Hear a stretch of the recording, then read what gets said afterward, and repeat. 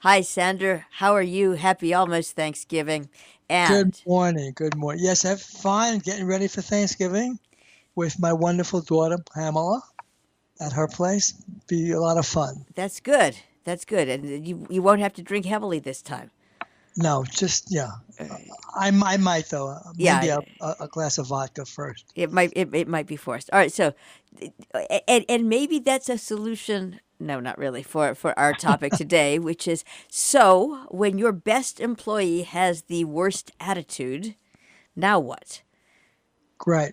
So, I've had a couple of those. I mean, more than a couple. Difficult challenge because, you know, the customers are very happy with them. The clients very happy with them. But everyone in my organization hates them, can't stand working with them because they're so obnoxious and awful to be with. But it's really a challenge because they're good with clients and good with the customers. So how do you handle it? Well, there's a very interesting article from Entrepreneur Magazine. Some views from 6 founders who share their most successful methods on how to deal with these people with a worse attitude, but they're great with clients. So we'll go through a couple of them. So one is from Stephanie Olson, the founder of We Are Rosie. Um, she's an entrepreneur, obviously, and she starts with "Don't excuse it." Okay, this is an interesting question. And the way it's phrased says a lot about how we view productivity. It's all too often that we make excuses for performers who have a temperament that negatively impacts those around them. I'd approach them with a true desire to understand what's driving the bad behavior. But if it doesn't improve with the support I'm able to give, I will remove this employee. Okay? Stephanie Olson. Um, Next, by Joanna Zelko, CEO of the Closet Trading Company. Okay, consider the source. Identify the reason for the attitude. Maybe it's in response to his or her manager's bad attitude. In many cases, an employee may not feel comfortable or know how to deal with this kind of situation, and that unhappiness may manifest itself in a negative demeanor. It's so important to always take the opportunity to learn of gaps in our business operation. These conversations give us a glimpse into areas of improvement that we would otherwise miss. Okay, next, Jason Rydell, co-founder and CEO of Georgiana. Okay, move on. You replace them, he says.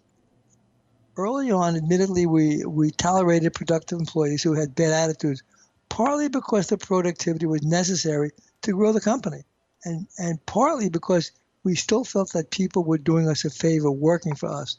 Small company, and which is a common feeling that founders have. But now we have zero tolerance. Productivity with a bad attitude is arguably worse than non-productivity. The negativity is measurable and can have a lasting impact. Okay. Hannah Trout, co-founder and CEO of Health Aid. Her view is offer support. Have a performance-related conversation. First stating the problem with their behavior and the impact it's making on the business. Next, state the expectation of the company. Then tell them what you want for them as their manager, expressing your belief in their talent and skill. But follow up with stated consequences, then move to a plan. It's not enough to tell people to fix an issue. They may need your support. Let them know you're behind them. Don't necessarily agree with that, but okay. Next, Stephen Guttentag, co-founder of 30 Madison. Okay, dig deeper. Ask the person how she's feeling about work. Open-ended questions such as, if you could change one thing about this company, what would it be? Or, if you could restructure your workday, what would it look like? This can reveal that the person is having personal issues or a communication problem with a coworker or is concerned about the direction of the company. Whatever the response, make sure to listen, he says. Close your computer, put your phone away, or get out of the office to have this conversation. It will make the next steps much clearer. Finally, John Raymond, Reyman, CEO of Spoke and Wheel, WEAL. So he says, just as we coach our hairstylists to be more productive, we have a bona fide coaching program to manage our egos, communication, and professional relationships. We require our teams to practice straightforward, positive communication regularly and in person. This sets up to manage changes in attitudes and behaviors successfully, he says. If a team member behavior slides, call the problem out respectively and clearly. If they want to stay, they'll meet you on a common ground. If not, it's over. We've lost top performers, some responsible for 20% of the income at a single location, and recover quickly. Do not negotiate with terrorists, John says. Okay, so that's kind of it from small business co-founders of firms that are doing very, very well.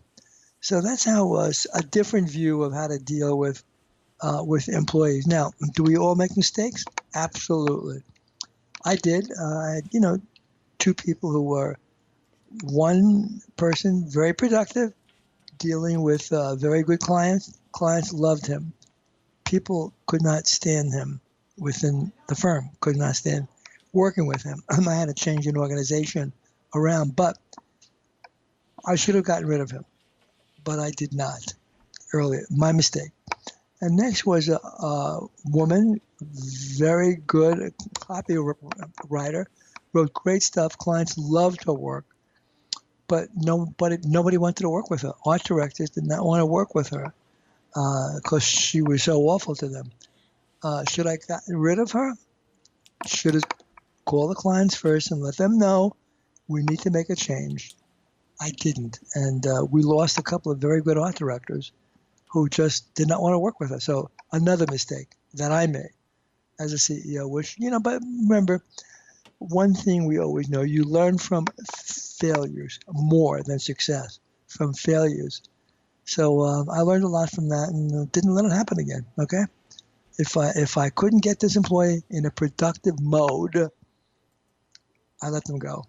No matter how good they were, I let them go because they were hurting the rest of the company.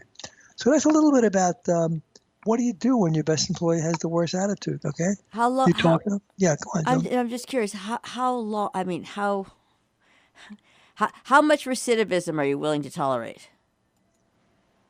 Well, that's a good question, Jill. You're always in that mix of they're so good with clients and customers, they love them, and so it's a difficult this decision. Yes, it's not a black and white. The thing is, we have often found it's not entirely a black and white, and it's never black and white. Sometimes it's the old one man's meat's another man's poison. If you've got, I'm just curious what you do if you've got most percentage that can tolerate it, but a small percentage of the really good ones that can't. Yes. And that just often it raises a host of other issues. So well, the thing you have to consider, Jill, is that these people are making issues and the problems. Nobody wants to work with them, and me as a CEO didn't do it because I was afraid of losing the client. But people now look at me, okay, within the firm. What kind of leader are you? Why would you keep people like that? So they're looking at me as a weak CEO. You have to keep that in mind. If you don't do the right thing, your people say, what kind of boss is he? I should have moved on them. I didn't, but I learned from failure. It's never happened again after that. Thank you very much, Sander Flaum, Leader's Edge. Have a great Thanksgiving, Jill. You too.